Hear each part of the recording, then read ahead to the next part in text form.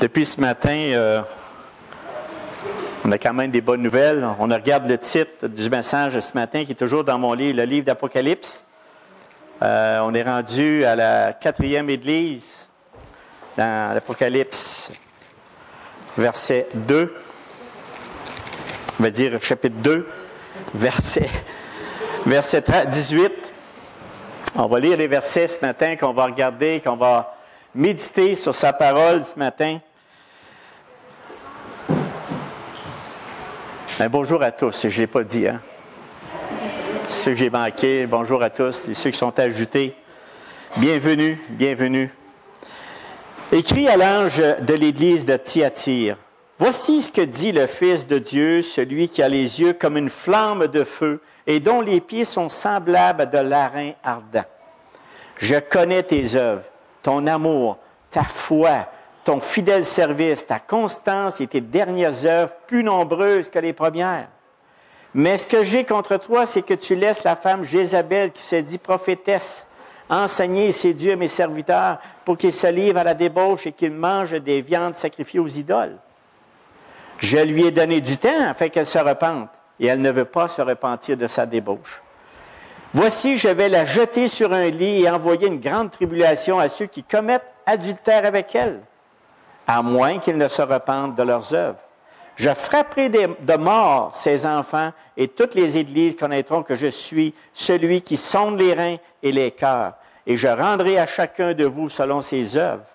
À vous, à tous les autres de Thyatire qui ne reçoivent pas cette doctrine et qui n'ont pas connu les profondeurs de Satan, comme il les appelle, je vous dis, je ne mets pas sur vous d'autres fardeaux. Seulement, ce que vous avez, retenez-le jusqu'à ce que je vienne. À celui qui vaincra et qui gardera jusqu'à la fin mes œuvres, je donnerai autorité sur les nations et il les paîtra avec une verge de fer, comme on brise les vases d'argile, ainsi que moi-même j'en ai reçu le pouvoir de mon Père. Et je lui donnerai l'étoile du matin, que celui qui a des oreilles entende et que ce que l'Esprit dit aux églises. Prions. Seigneur, que cette parole est profonde. Le message que tu as livré à Thyatire est un message d'exhortation. On voit là-dedans, dans tout cela, des mises en garde pour le peuple de Dieu, mais en même temps, on voit ta grande miséricorde, ton support, on voit toute ta clarté, Seigneur, que tu veux donner dans l'Église. Tu es celui qui nous protège, qui nous guide, qui nous dirige. Et Seigneur, ce matin, ouvre nos cœurs à cette parole. Aide-nous à saisir davantage tes œuvres, ce que tu fais, tout ce que tu as fait pour nous. Aide-nous à voir clair dans ce que nos vies, et c'est par ton Esprit, ton Esprit Saint qui peut nous aider à voir clair là-dedans. Seigneur, dispose nos cœurs à cette parole. Et on te le demande au nom de ton Fils Jésus. Amen. Voilà. Fait que, disons que je vais faire quand même comme introduction une petite entrée pareille sur les autres églises, pas 5 minutes de temps, mais au moins se rappeler, Thyatire est en réalité la première du deuxième groupe. Il y a 7 églises. Le Seigneur Jésus a envoyé un message à 7 églises. Pas parce qu'il y en avait juste 7, c'est qu'il y en avait plusieurs. Donc, lui, Thyatire, se trouve comme au centre. Il y en avait 3 avant qu'on a parlé, Éphèse, Smyrne et Pergame. Et après ça, on a Sardes, Laodicée et Philadelphie, qui est juste avant Laodicée, qui est les 3 autres après. Donc, Thyatire se trouve dans le deuxième groupe. Si on parle maintenant d'Éphèse, Éphèse se caractérisait, c'est quand même les 3 premières, c'était des églises de loyauté. Okay? Donc, l'église d'Éphèse se caractérise par sa loyauté envers Christ, mais il y avait un défaut. Ce que Christ lui reprochait, c'est qu'il y avait un manque d'amour. C'est-à-dire qu'il pratiquait toutes les œuvres qu'il avait à faire, mais il avait oublié le premier amour. Et on se souvient que le premier amour, c'est le premier amour avec Jésus-Christ, celui qui nous a touchés, celui qui nous a donné sa grâce. On a été sortis des ténèbres pour arriver à la lumière. Finalement, je veux dire, c'est ça qu'il reprochait, il dit « Revenez au premier amour afin de pouvoir continuer ce que vous faites. Mais vous m'avez oublié. » C'est ça qui était le point. Dans l'église de Smyrne, la loyauté de ses membres, il était éprouvé par le feu. Et on a vu dans ce message-là qu'ils souffraient constamment par la cause de Christ parce qu'il y a des persécuteurs constamment qui étaient là, parmi eux. Et la plupart sont morts martyrs, puis il y avait toujours... Mais Christ n'avait rien reproché. Il mourait pour la cause de Jésus-Christ. J'ai juste une petite note comme ça ici, des fois, que j'ai pris dernièrement, ça fait même pas 2 jours, de quoi qui est fondé quand même, qui est assez... c'est pas juste des airs. C'est que depuis que Christ est remonté au ciel, de zéro, si on parle de l'an 30 ou 40, aller jusqu'à l'an 1850, le nombre de martyrs qu'il y a eu de 1850 à l'année 2000, il y en a plus qu'il n'y a jamais eu dans toutes les 1850 années avant. Je ne prends pas ça dans les airs. Fait qu'on pense que c'est juste là-bas, dans ce temps-là, qu'il y a eu des martyrs. Mes frères, mes sœurs, on est dans une période vraiment... Ne dormons pas sur la switch parce que, je vous le dis, présentement, il y a plus de martyrs dans les 150 dernières années que 1850 ans avant. C'est fondé ce que je vous parle. Donc, nous, on ne le voit pas, au Québec. Hein, on fait du gras, ça va bien. Mais il y a des places là que ça ne va pas bien, pas en tout. Ils meurent pour la cause de Christ. Ils se font décapiter. Ils se font brûler. Fait donc, je veux dire, prions là-dessus pour que vraiment son retour vienne. Maintenant, il y a l'Église de Pergame, qui est à l'autre Église. La loyauté de ses membres fait des fois en matière de passion morale, mondaine. C'est une Église que le Seigneur dit à l'Église de Pergame, « Repens-toi! Donc, sinon je viendrai à toi bientôt et je les combattrai avec l'épée de ma bouche. » Ça voulait dire ici, l'exhortation du Seigneur nous pousse à veiller constamment sur l'état de notre cœur. Et qu'est-ce qui contamine notre cœur? C'est les pensées de ce monde. Je ne méprise pas le monde. C'est la création de Dieu.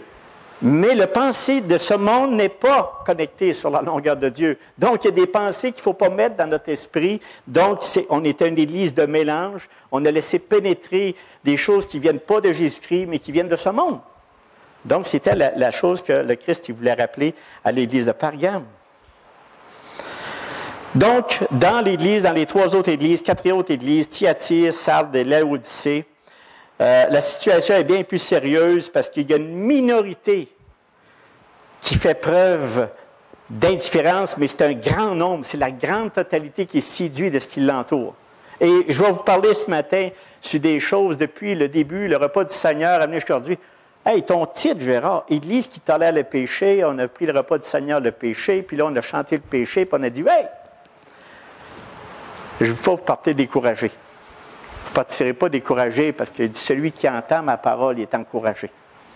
Puis je veux vous encourager. Mais en même temps, il y a un adversaire qui est toujours là, rusé. C'est un petit wise qui est bien plate, mais nous aussi, notre nature humaine est là. Et ce matin, c'est ça que je veux faire le tour. Des petites choses subtiles. C'est quoi qui arrive? Qu'est-ce qu'il y en est? Donc, l'Église de Thyatire, c'est une Église qui a fait des œuvres, de l'amour, de la foi, qui est fidèle, qui ne cesse de grandir.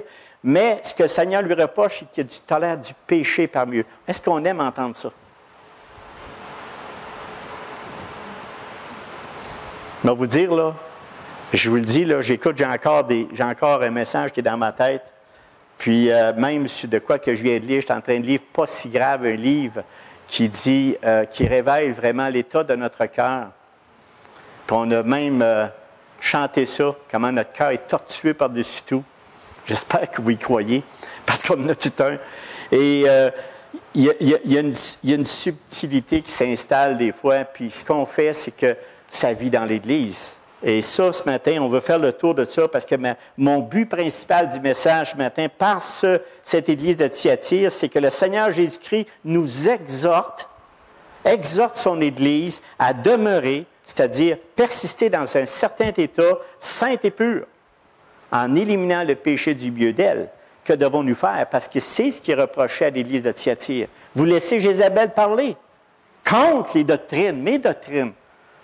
Puis en même temps, son message contaminait l'ensemble des membres. Et il était indifférent des erreurs doctrinales qui se disaient.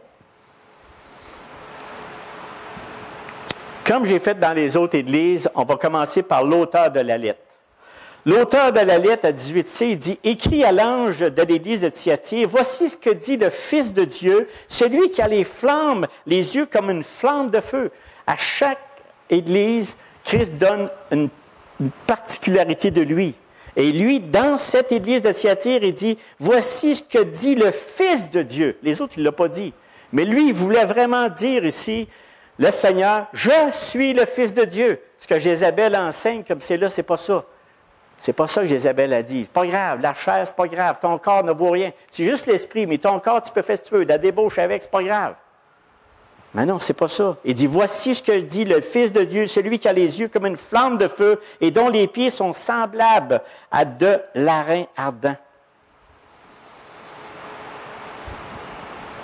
Voici ce que dit le Fils de Dieu. Le titre « Fils de Dieu » met en lumière sa divinité de Christ. Puis ça, on voit ça dans Jean 5, 17, 18. Il dit, « Mais Jésus leur répondit, « Mon Père agit jusqu'à présent, moi aussi j'agis. » À cause de ça, les Juifs cherchaient encore à le faire mourir, non seulement parce qu'il violait le sabbat, mais parce qu'il appelait Dieu son propre Père, se faisant lui-même égal à Dieu. Est-ce que nous, est-ce qu'on prend conscience, la même chose qu'on voit ici dans Thyatire, est-ce qu'on prend conscience que Jésus-Christ, c'est réellement le Fils de Dieu? Et le Fils de Dieu, il y a une particularité. C'est pas pour rien qu'il parle d'une flamme de feu. C'est qu'il voit bien, il voit le plus profond de notre cœur. À un moment donné, on voit un peu plus loin, on parle de rein du cœur. Mais pourquoi qu'on met le rein? C'est parce que, tout simplement, il voit dans le plus profond de nous-mêmes. On ne peut rien y cacher. Rien. Absolument rien. Il voulait mettre l'accent sur sa divinité. On peut parler de souverain sacrificateur. C'est notre grand souverain sacrificateur, Jésus-Christ, bien sûr, mais c'est aussi un juge divin. Est-ce qu'il a le droit de juger sur nous? Absolument. Absolument. On n'aime pas ça.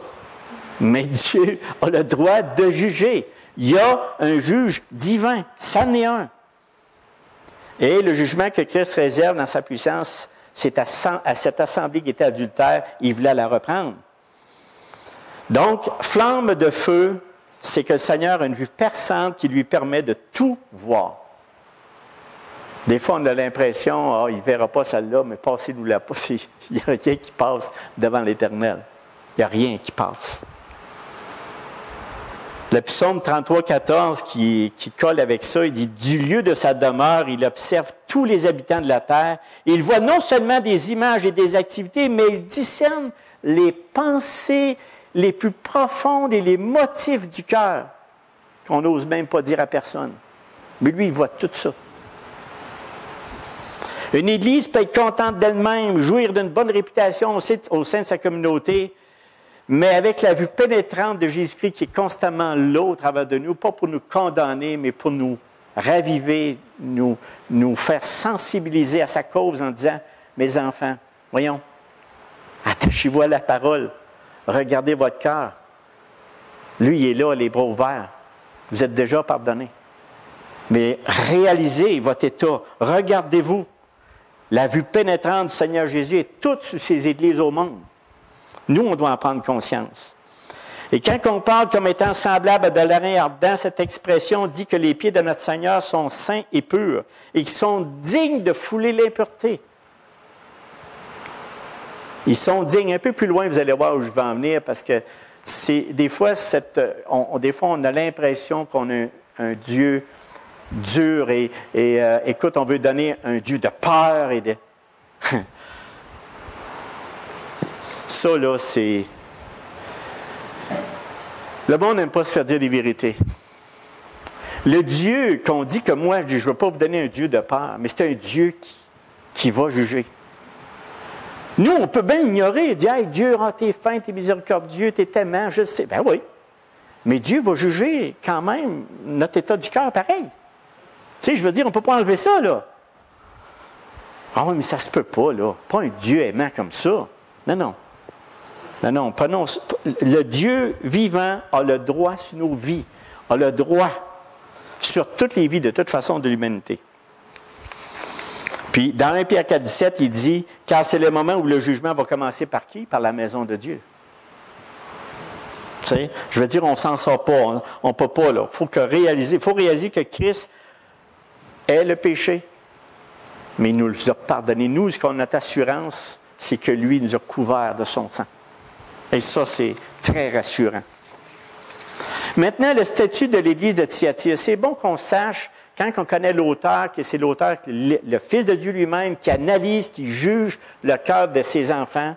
Là, on arrive ici à le statut de l'Église de Thyatire, que vous situez un peu. Il y a une histoire là-dedans. Thyatire, est à 65 km de Pergame. C'est au nord des sept églises qu'on a mentionnées. Et elle se trouvait dans une longue vallée qui s'étendait du nord au sud, qui reliait les vallées des fleuves Caicus et Hermus. Mais ça, cette vallée-là, c'est une entrée pour aller vers les autres villes. Fait que eux autres sont à constamment piétinés. Autrement dit, ils étaient là juste pour protéger, c'est-à-dire, non, pour ralentir l'ennemi. Fait que Thyatire, c'est une ville qui s'est faite souvent démolir parce que là, ils voulaient aller, les ennemis voulaient aller chercher, aller plus loin, aller voir Éphèse, qui est au bord de la côte, après ça, Smyrne, et ainsi de suite. Mais eux autres, ils ont été souvent pris dans ça. Et l'autre Thyatire, qu'est-ce qu'il y avait de spécial dans cette ville-là? C'était une ville qui était l'industrie de la laine, des produits teints, c'était, comme par exemple, surtout des produits de poupe teint avec une teinture de poupe extraite de recettes de Garance. Mais ça, c'est toutes des choses qui étaient particulières aux autres, qui n'avaient pas nulle part ailleurs. Puis il y avait des inscriptions qui mentionnaient des guildes. Je vais vous donner l'explication du guilde, là. Des travailleurs de lin, des fabricants de survêtements, des teinturiers, des travailleurs de cuir, des corroyeurs, des potiers, de boulangers, des marchands d'esclaves et d'artisans de bronze. Il y avait toutes ces particularités-là. Et ce qu'il y avait, contrairement aux trois autres églises, il n'y avait pas de persécution extérieure parce qu'ils n'adoraient pas les dieux, les faux dieux. Eux autres, c'était plus subtil que ça.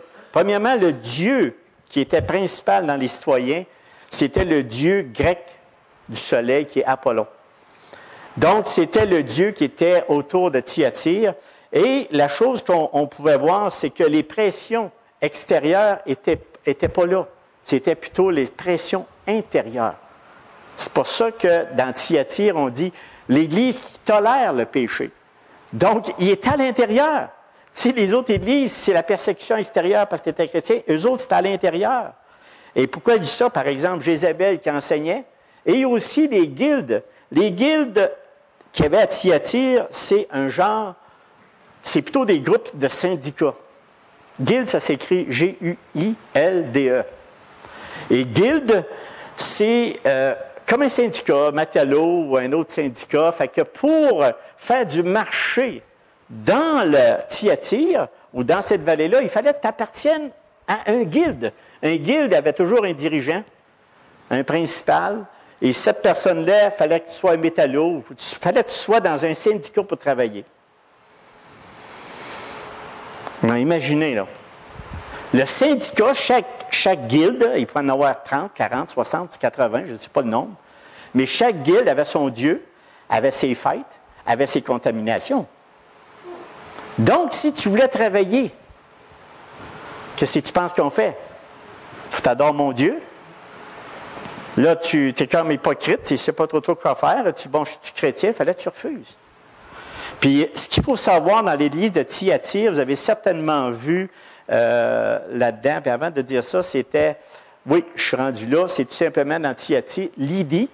Je ne sais pas si vous avez Lydie dans Actes 16-14. Lydie, marchande de poupe de la ville de Thyatire, était une femme craignant Dieu. Ça n'était une guilde. C'était le fun, ça. C'est elle, avec toute sa famille, qui a démarré, si on peut dire, avec Paul, parce qu'on dit fonder l'église de Thyatire, là. Elle en est une que Paul a rencontrée, justement, dans Actes 16-14, et puis que elle s'est convertie durant le ministère. Mais on peut-tu dire c'est elle qui a fondé, mais c'est avec Paul. Paul a fondé plusieurs églises dans ces temps-là. Et Lydie en est une. Donc, il reste quand même, qu'en sachant cette partie-là, avec les guildes, qui était quand même, si tu voulais travailler, tu étais appuyé entre le Dieu vivant ou tu acceptes le Dieu du guilde, puis tu fais ça. Tant mieux si Lydie t'engage, là. Elle était chrétienne. Ça allait bien. Ça va bien dans ce temps-là. Maintenant, son caractère, ainsi que sa faiblesse.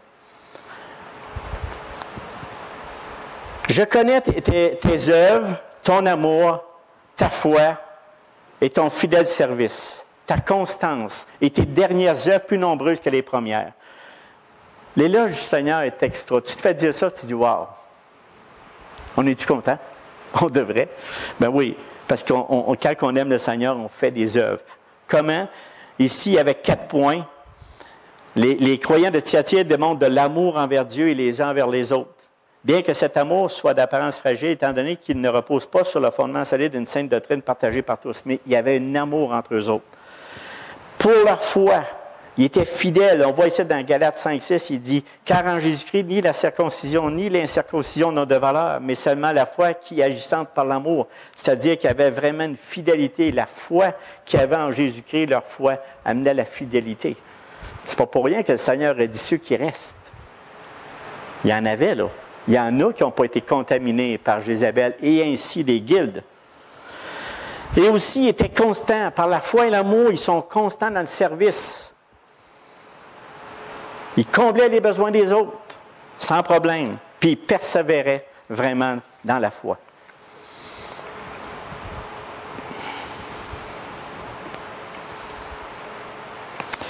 L'inquiétude. L'inquiétude, mais ce que j'ai contre toi, c'est que tu laisses la femme Jézabel, qui se dit prophétesse, enseigner et séduire mes serviteurs pour qu'ils se livrent à l'impudicité et qu'ils mangent des viandes sacrifiées aux idoles. Je lui ai donné du temps afin qu'elle se repentît, et elle ne veut pas se repentir de son impudicité. Voici, je vais la jeter sur leur lit et envoyer une grande tribulation à ceux qui commettent adultère avec elle, à moins qu'ils se repentent de leurs œuvres. Je ferai mourir de mort ses enfants, je vous expliquerai tantôt, et toutes les églises connaîtront que je suis celui qui sonde les reins et les cœurs, et je vous rendrai à chacun selon vos œuvres. On a parlé tout à l'heure de la vue perçante, mais ce qu'ils vivaient, eux autres, à l'intérieur de cette église-là, c'est le compromis. Je vais être encore plus clair tantôt. Là, je suis encore pas clair, parce que si je saute une étape, je vais être un peu plus clair. C'est-à-dire quand que je parle du compromis. Parce que là, tu sais, regardez bien, qui est Jézabel? La majorité de vous autres connaissent Jézabel? OK?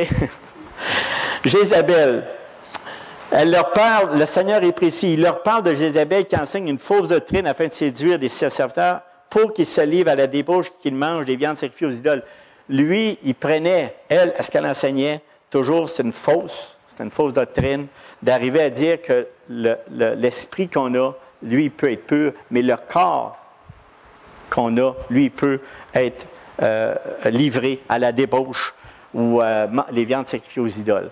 Là, vous allez dire, bon, ben écoute, mais Jézabel, il y a des gens qui étaient dans l'Église, puis ils gobaient ça.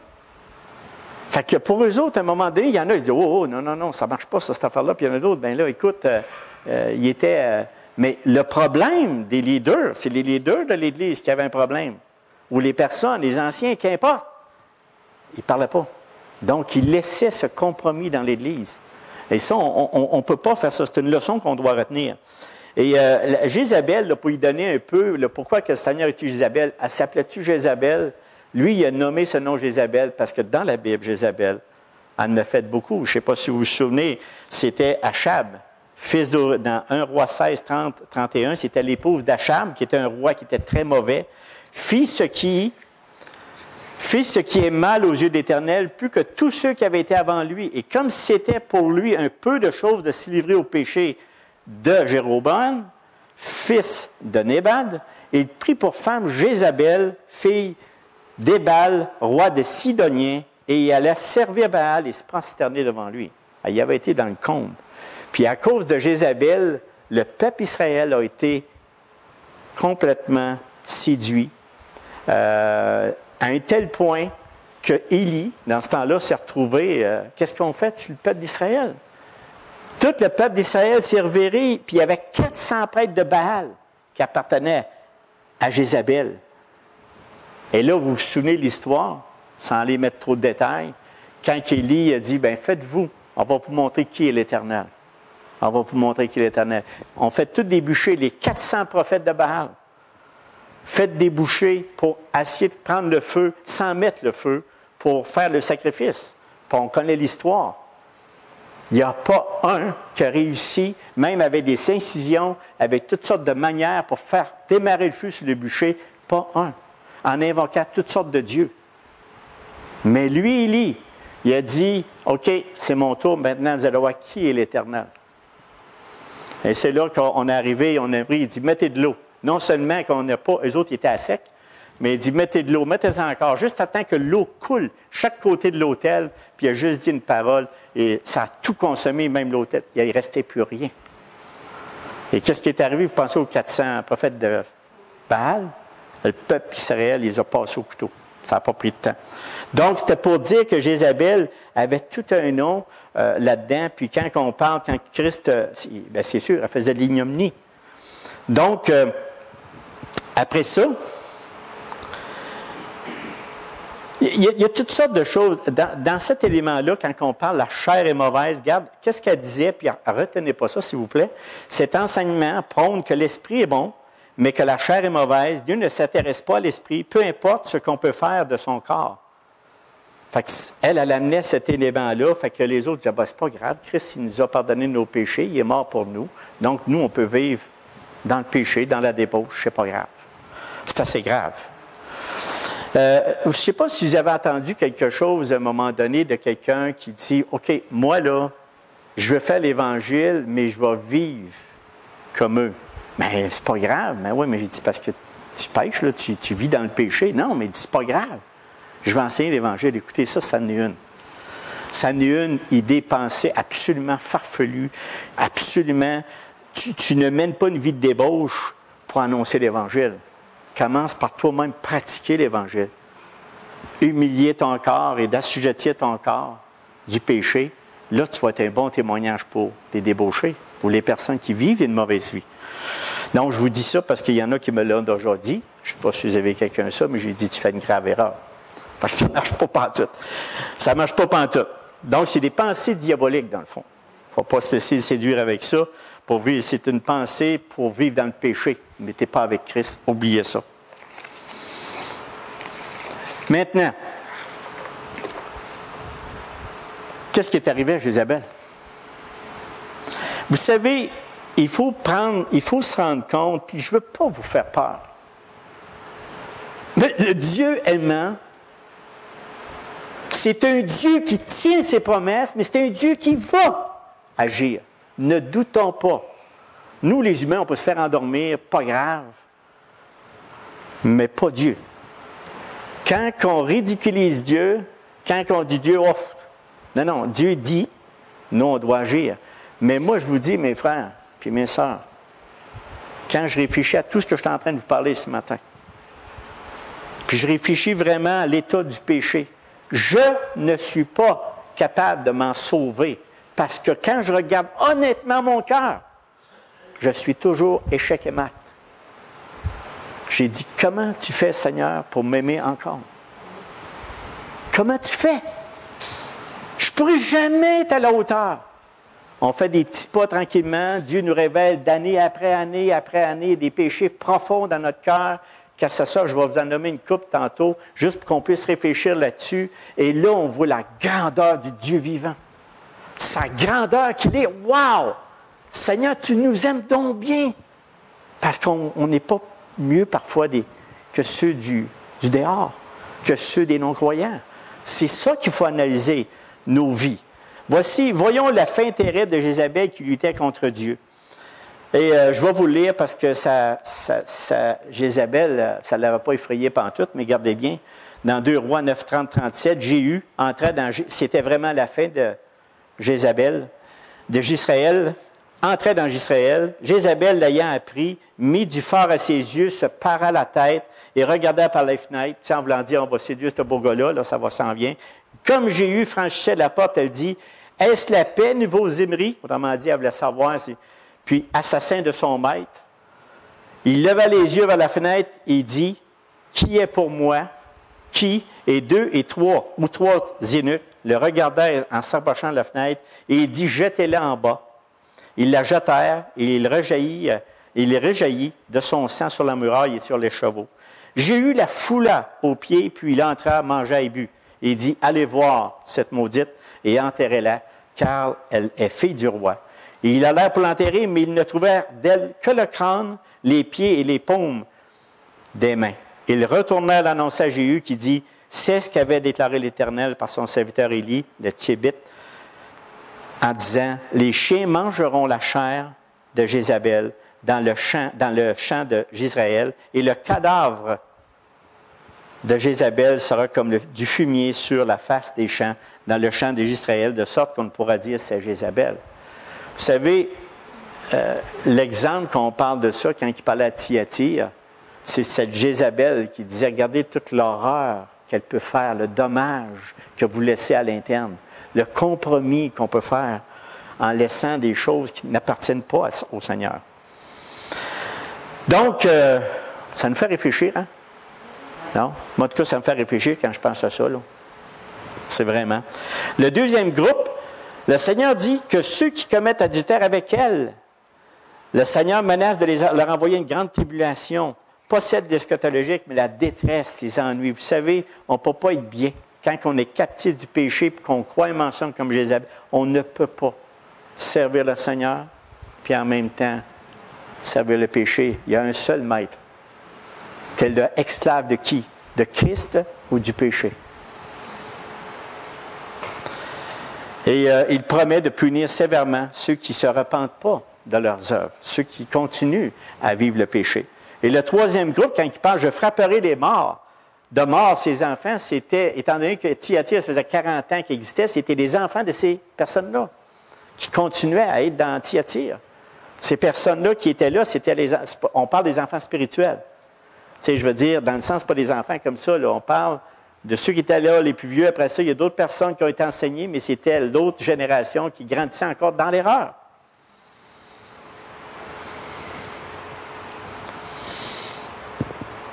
Vous savez, avec les années, sans s'en rendre compte, nous, là, eux autres, ils vivaient dans des choses qui étaient encore plus claires. Quand on parle, vous allez me dire, oui, il y en a de la débauche, mais des viandes sacrifiées aux idoles, là, écoutez, on a passé cette étape-là, c'est ça qu'on disait. Puis on parle de débauche, bon, on dit, regarde, là, à quoi nous autres, ce message-là de l'Église de Thyatire quelle leçon qu'on peut tirer spirituellement parlant de l'Église de Thyatire? Qu'est-ce qu'on peut en faire? Tu dis, ben voilà, on extrapole. Non, non. Parce qu'on parle du péché au milieu de nous. Nous ici, en 2017, qu'est-ce qu'on peut soulever qui est vraiment proche de nous, qui est constamment près de nous?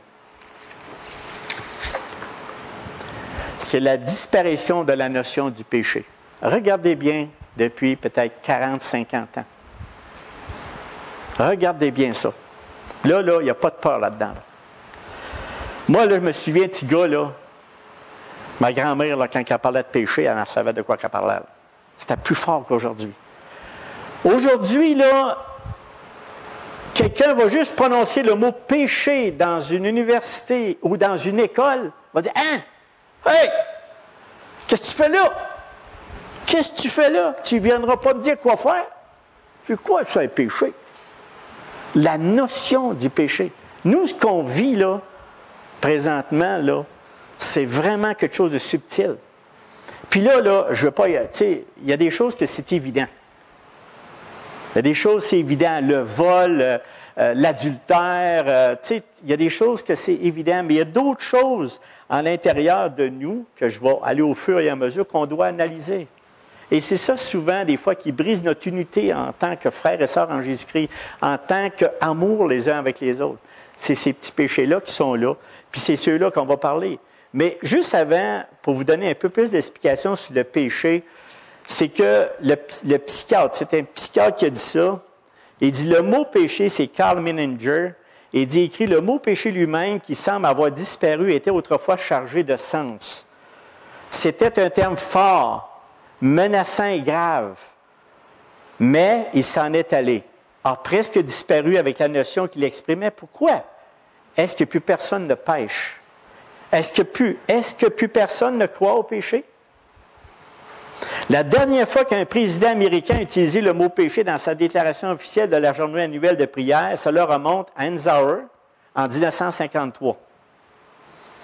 Puis encore là, ils ont été empruntés d'un appel de prière fait par Abraham Lincoln en 1863. Fait que je vais vous dire, il dit, en tant que nation, nous avons officiellement cessé de pécher il y a environ 60 ans. Fait que, tu sais, la notion de péché. Et nous, on a dit, oui, mais c'est un péché acceptable, là, regarde. Tu sais, moi, si je veux convoiter, je convoite, là. Ouais, mais le Seigneur a dit, il dit juste convoiter une femme, tu viens de commettre adultère. Écoute, il ne va pas de même bas. Tu sais, tu regardes ça, juste convoiter. Oh, oui, mais là, je peux me permettre une petite folie de même, là. Non, mais il dit juste convoiter. Juste dire raccord à ton frère, tu viens de le tuer. C'est pas rien, là. C'est quelque chose vraiment que nous, au travers de tout ça, dans l'Église, il faut, puis moi, mes frères, je ne vous fais pas de la peur ce matin. Je veux juste qu'on analyse notre cœur, comme moi j'ai fait en préparant ce message-là. J'ai demandé au Seigneur de vraiment m'analyser, me regarder. Quel péché, Seigneur, révèle-moi. De toute façon, je vais vous dire, là, j'en ai pour le restant de ma vie, jusqu'à ma mort. Je ne veux pas vous décourager, mais jusqu'à votre mort. Mais au moins, en vieillissant tranquillement au fur et à mesure des années, c'est pour ça que je vous dis, si on n'avait pas le sang de Christ, on serait tous morts. On ne se rendrait jamais au but. Pas du tout. C'est impossible. Mais qu'est-ce qui fait que le péché est péché? Et ici, en 2001, en Angleterre, C.S. Lewis, il dit, constatait la chose suivante. L'obstacle auquel j'ai été confronté est l'absence quasi totale de quelconque notion de péché dans l'esprit de mes auditeurs. Don Carson, que beaucoup, c'est un spécialiste du Nouveau Testament, a fait remarquer que le plus frustrant lorsqu'il annonce l'Évangile sur les campus, c'est de voir les étudiants universitaires n'ont la plupart du temps aucune idée ce qu'est le péché. Ça ne fait pas partie du vocabulaire. Ça ne fait pas partie. Ils savent très bien comment pécher, mais ils ne savent pas ce qui constitue un péché. Parce que, je vais vous dire, on n'a pas de misère à pécher. C'est rare qu'on apprend à voler. On vole. C'est rare qu'on va apprendre à faire de la médisance automatique. On est, comme on a dit, on est torturé par-dessus tout. Quelle grâce que le Seigneur, il savait qui on est. Vous savez? Mais nous, qu'est-ce qui fait que ça fait pécher? Puis là, il dit, oui, mais là, écoute, le péché, prouve-moi-le. Bien, sans la Bible, sans l'autorité de la parole de Dieu, le péché n'existerait pas. Pourtant, personne n'aime se faire voler, personne se faire... Tu sais, toutes les choses qu'on voit, ben oui, mais c'est qu'une petite maladresse, tu sais, c'est pas grave, là. Aujourd'hui, le monde, il va arriver et il va dire, bon, OK, c'est un bon gars, mais c'est pas grave, même s'il ne paye pas son ticket d'autobus, tu sais. Alors, c'est un petit péché. Bien, c'est même pas un péché. C'est quand même bien, tu sais, mais il y a une tolérance. Et nous, en tant qu'enfants de Dieu, en tant que personne qui connaît la puissance de Jésus-Christ, qui connaît Jésus-Christ, qui connaît le Maître, on a été graciés, on a eu sa grâce, comme je l'expliquais tantôt. Bien, ça devrait nous toucher pour nous examiner constamment. Nous, le péché devrait nous dire quelque chose. Nous, le péché devrait dire, puis ce qui est plus plate, c'est parce que même les églises évangéliques embarquent là-dedans.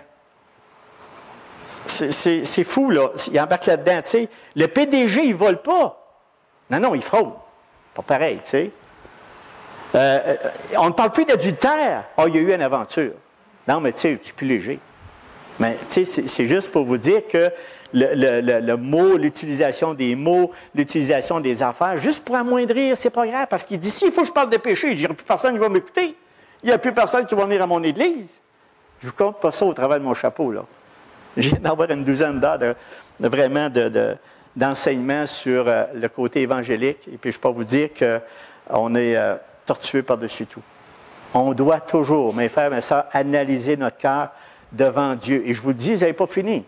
Vous ne réglerez pas ça en une demi-journée, là, ni dans une semaine. Vous en avez pour la vie. Il y a des bonnes nouvelles au bout de ça. Je vous garde la bonne nouvelle, quand même.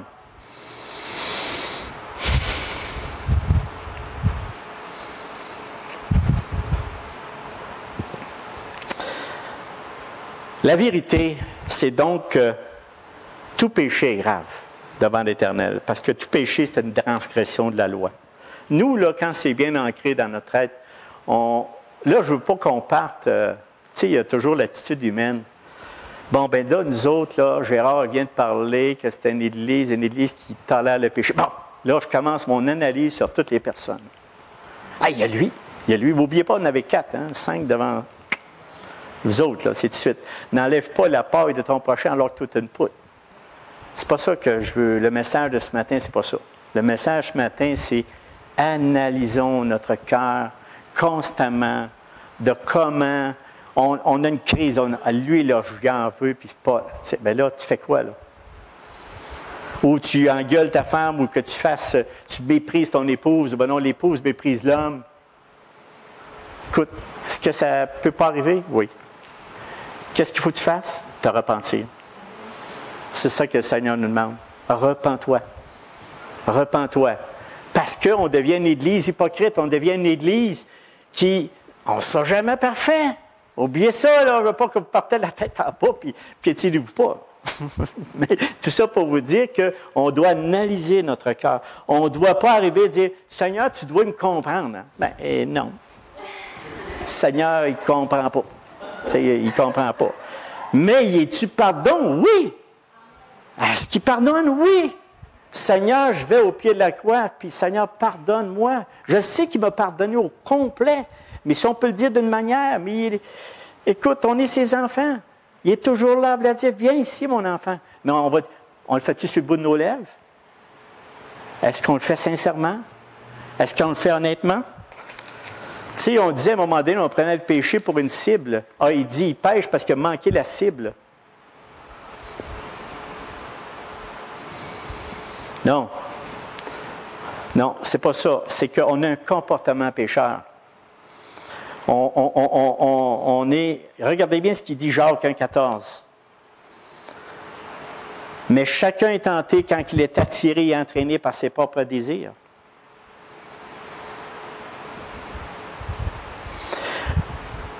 Par conséquent, nous répandons des commérages ou nous convoitons à cause du plaisir pécheur que cela procure. Au moment où nous agissons ici, l'attrait de ce plaisir passager est plus fort que notre désir de plaire au Seigneur.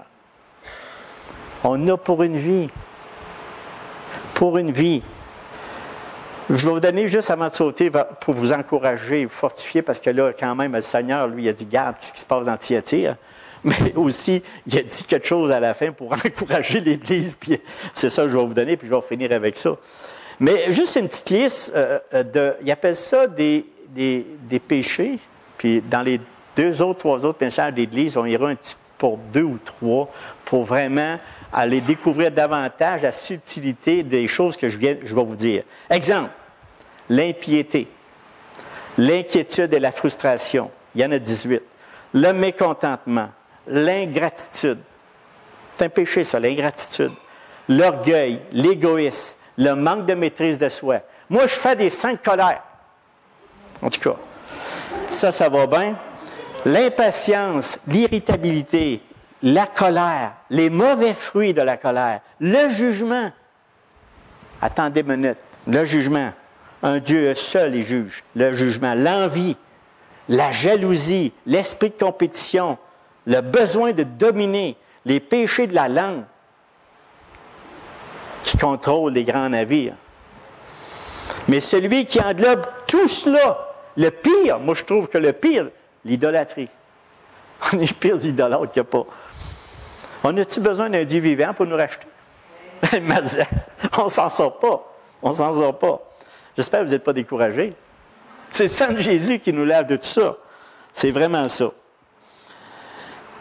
Regardons, mes frères et sœurs, chacun de nous devant l'Éternel pour qu'il puisse nous révéler jour après jour des choses qui nous détruisent, des choses qui nous éloignent du Seigneur, des choses qui nous empêchent des choses, des relations humaines, puis surtout dans une Église. Parce que si ce genre de péché pénètre dans l'Église, automatiquement on tolère le péché. C'est ça que ça veut dire. Et cette tolérance-là, on finit par saillir les uns les autres au lieu de s'aimer les uns les autres. Au lieu d'avoir de l'amour, ben là, du moins, il ne m'offre pas ça. Tu sais, tu n'as pas l'autre base. Tu as besoin de Christ. Tu as besoin de ça. OK?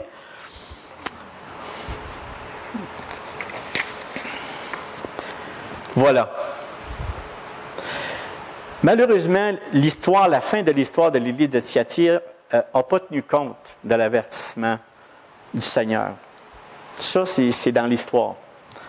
Et l'hérésie a continué, et il y a une secte qui a pris sa tête, puis, à un moment donné, elle a cessé d'exister vers la fin du 2e siècle.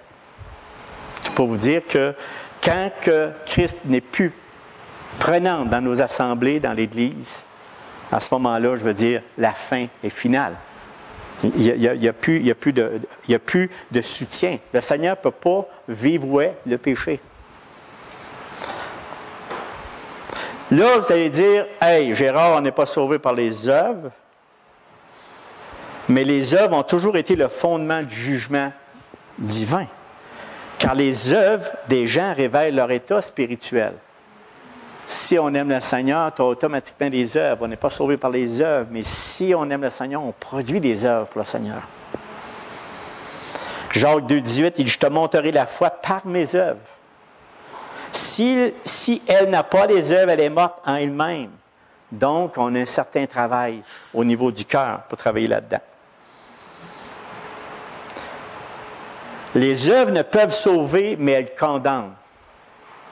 Ce n'est pas des œuvres qui sauvent, mais il m'a dit que si... Il dit, j'écoutais justement ce message-là qui était là. Il dit, nous, personne ici peut juger son prochain pour dire, toi, tu es sauvé, toi, tu n'es pas sauvé. Personne. Mais seulement, il dit, si quelqu'un est touché par la grâce de Dieu, il produira des fruits. Je ne peux pas le dire, moi. Je ne sais pas, moi. Mais je sais une chose, si on est touché par sa grâce, on va produire des fruits dignes de ce nom, pour le Seigneur. Parce que le Seigneur, il nous aime, on l'aime. Éphésiens 2,10 dit ceci, le chrétien, car les chrétiens sont de nouvelles créations créées en Jésus-Christ pour de bonnes œuvres que Dieu a préparées d'avance afin que nous les pratiquions. Bon, voilà. L'encouragement du Seigneur, allons là-dedans. Allons là-dedans à vous et à tous les autres de Thyatire qui ne reçoivent pas cette doctrine, qui font attention de ce qui est enseigné et qui n'ont pas connu les profondeurs de Satan. Comme il les appelle, je vous dis, je ne mets pas d'autres fardeaux sur vous. Pas sur vous d'autres fardeaux. Seulement ce que vous faites, ce que vous avez plutôt, retenez-le jusqu'à ce que je vienne. Dans Malachie 3, 16, 17, il dit, « Alors ceux qui craignent l'Éternel se parlèrent l'un à l'autre. L'Éternel fut attentif et il écouta. Et un livre de souvenirs fut écrit devant lui pour ceux qui craignent l'Éternel et qui honorent son nom. Ils seront à moi, dit l'Éternel des armées, ils m'appartiendront au jour que je prépare. J'aurai compassion d'eux, comme un homme a compassion de son fils qui le sert. » On n'a pas à s'inquiéter. Le Seigneur ne veut pas, je ne veux pas vous mettre un fardeau supplémentaire sur votre dos. Pas du tout. Que le Seigneur s'en occupe. Il faut partir léger en disant, « Seigneur, tu as le contrôle de ma vie. J'ai confiance, j'espère en toi. Tu es le seul, tu es le sauveur, tu es le seul. Je ne suis pas inquiète. » Il ne nous met pas d'autres fardeaux. Il veut juste qu'on analyse l'état de notre cœur. Constamment, jour après jour. Tout simplement pour produire les fruits que lui s'attend à voir. Seigneur s'attend à voir ça. Sans ça, c'est pas vrai. Parce que quelqu'un a parlé, à un moment donné, il dit, tu sais, des fois, tu as 14 ans, 15 ans, et puis tu dis, bon, tu fais foi en Jésus-Christ, puis tu le regardes 30 ans après, puis il n'y a pas de différence entre quelqu'un qui vit dans le monde et dans l'Église. Il y a un problème. Il y a un problème. Ah, je suis avec le Seigneur, je suis un chrétien, j'ai donné ma vie au Seigneur il y a 30 ans. Oui, mais ta vie ne reflète absolument pas. Puis, bien souvent, il n'est pas dans l'Église. Là. Bien souvent, il n'est pas là. Mais c'est parce qu'il t'a endormi. Si tu as une perte de salut, pas de salut, moi, je ne rentre même pas là-dedans. C'est pas ça qui est. C'est qu'il ne produit pas des fruits.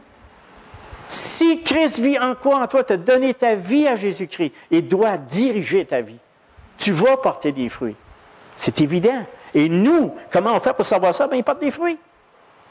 Et c'est là que le message de Thyatire nous dit, tolérez pas le péché, ça veut dire chacun de nous. On n'a pas besoin de regarder notre prochain. Regardons chacun de nous. Chacun de nous, analysons ça à la lumière des Écritures du Seigneur. puis vous allez voir que ça fait quelque chose d'extraordinaire. Qu'ils doivent s'attacher fortement au bien. À celui qui vaincra et qui gardera. Et c'est la bonne nouvelle, mes frères, mes sœurs. Celui qui vaincra, qui gardera jusqu'à la fin mes œuvres, je donnerai autorité sur les nations. Il les pètera avec une verge de fer, comme on brise les vases d'argile. Ainsi que moi-même, j'en ai reçu le pouvoir de mon Père, et je lui donnerai l'étoile du matin. C'est pas des bonnes nouvelles, ça? À celui qui vaincra et qui gardera jusqu'à la fin mes œuvres. Il va nous donner une autorité qui y appartient sur les nations. On va paître. Ça fait tellement spécial quand on lit ça. On va le paître avec une verge de fer, comme on brise les vases d'argile. Il dit, ainsi que moi-même, puis en deux, il a reçu le pouvoir de son Père, mais en même temps, il est avec. Hey, mais quelle merveilleuse nouvelle. Mazin, ça devrait nous stimuler. Pas juste prendre à part. C'est là la séduction. La séduction, c'est de croire que parce que, bon, moi je suis sauvé, pas de problème. OK? Mais ça ne fait plus rien. Il n'y a plus rien qui existe. Non. Quand on est touché par sa grâce, plus moi je vieillis et grandis dans cette vie chrétienne, plus ce que je suis en train de vous parler prend de l'ampleur dans mon cœur. Puis c'est pour ça que je vous ai dit tout à l'heure, tu es patient avec moi. C'est patient. Mazin. Il est patient avec chacun de nous. L'étoile du matin, c'est le Christ lui-même. OK? On le voit ça dans 2 Pierre 1,19. Et nous tenons pour d'autant plus certaine la parole prophétique à laquelle vous faites bien de prêter attention, comme à une lampe qui brille dans un lieu obscur, jusqu'à le jour vienne apparaître, que l'étoile du matin se lève dans vos cœurs, qui se lève chaque matin. Parce que la nuit, il est là pareil, là. Il est toujours là, Christ. Mais on se lève à chaque matin avec l'assurance que Christ vit en nous. L'assurance qui nous a réservé quelque chose d'extraordinaire, de merveilleux. Vous savez pas? Moi, j'ai vraiment hâte. Puis, je vous dis, j'écoutais justement cet enseignement-là, puis on le regarde aujourd'hui, ne vous découragez pas. Il y a des églises qui n'appartiennent pas à Christ. Je ne suis pas là à condamner. Je ne suis pas là, je ne condamne pas, c'est pas ça que je veux dire. C'est ne vous découragez pas. C'est ce que ça veut dire, ne vous découragez pas. Restez ferme, accrochez à Jésus-Christ, regardez-le constamment. Regarde au Christ seulement. Purifie ta vie par la parole de Dieu. Lis la parole de Dieu et tu vas purifier ta vie. C'est ça que ça fait. Et ça, il ne faut pas lâcher ça. Il faut être toujours en avant. Oui, mais l'autre église là-dedans, mais regarde-moi dans cette gang de pécheurs-là, mais commence à regarder ta vie. Toi, il la regarde là, la tienne, là, puis commence à l'analyser ta vie. Qu'est-ce qu'elle a de l'air vis-à-vis de l'Éternel? Et déjà, ça va être déjà pas mal. Fait que, il finit par ceci que celui qui a des oreilles entende ce que l'Esprit dit aux églises. Vous savez, mes frères et mes sœurs, ce matin, il y a 3 vérités là-dedans qui ressortent. C'est que la gravité de la pratique et de la tolérance du péché et que Dieu jugera le péché persistant et pénitent au sein de l'Église. Il faut se mettre ça dans la tête. On ne sera jamais parfait. On ne pourra jamais être parfait jusqu'au jour qu'on va être transformé. L'obéissance est la marque du vrai chrétien. Quand on lit une parole et on voit de la médisance ou des choses qui parlent, des choses, moi j'appelle ça des péchés acceptables. Mais c'est des péchés subtils, mais en réalité, on doit analyser. Et troisièmement, la promesse empreinte de grâce que Dieu a faite à ceux qui lui appartiennent, c'est qu'en dépit des luttes contre le péché et l'erreur dans les églises, les erreurs, parce qu'on fait tous, même nous autres, on a des choses à changer, on a des choses à améliorer, mais tous ensemble, par l'Esprit Saint de Dieu, on va grandir dans sa grâce. C'est-tu beau ça? Non? Oui, bon, c'est bon. Et on fera à ce moment-là l'expérience de toute la plénitude de Christ, tandis qu'il régnera avec lui dans son royaume, on va être avec. On termine avec ça? OK, on prie. Seigneur, notre Dieu, notre Maître, merci pour cette parole profonde. Merci pour ces avertissements. Seigneur, tu es dans toutes les églises de ce monde entier, partout. Tu as l'œil sur eux, sur nous, tes enfants. Pourquoi? Parce que tu nous aimes. Et nous, Seigneur, on est tellement éblouis, on est comme en pleine, comme Jean, on tombe à genoux, la face contre terre pour dire, Seigneur, merci. Merci pour ce que tu es, ce que tu as fait pour nous, parce que je ne mérite absolument rien. Et toi, par ta grâce, tu as mis ta main sur nous, tu nous as couverts du sang de ton Fils. Et on est complètement rachetés. On peut garder cette assurance. Seigneur, bénis-nous, mes frères, mes sœurs ici, qu'on retourne chez nous remplis de ton Esprit Saint qui nous permet vraiment de dire merci, Seigneur, puis de dire, bien, continue à nous préserver du malin. On te le demande au nom de ton Fils Jésus. Amen. Là, je vous dis la fin parce que mon frère Vincent, c'est parti. Il dit, je te laisse tout finir. Fait que, il n'y aura pas d'autres personnes en arrière de moi, on s'en va tous ensemble.